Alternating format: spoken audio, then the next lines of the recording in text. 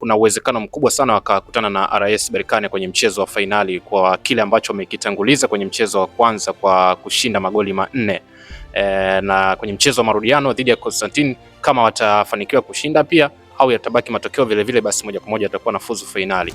Na msimu huu Simba wameziadhibu timu 4 kutoka mataifa ya Afrika Kaskazini, wakiwemo CS Sfaxien, Constantine wenyewe, Al Ittihad pamoja na Al Masry. Unadhani pengine inaweza kuwa ni kazi nyepesi kwa Simba kufanya chochote kwenye timu hizo ambazo zinatoka mataifa ya kaskazini? It's not easy kucheza na RS Berkane.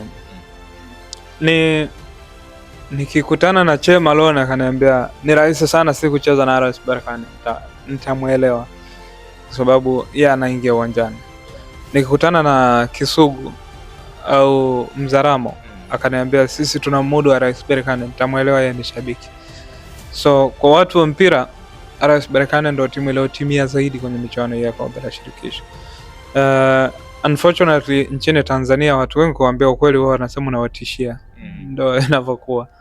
Mtu anaweza kumwambia hivi akasema au unatishia nini? Sisi hata yule mlisema hivi, hata yule mlisema hivi.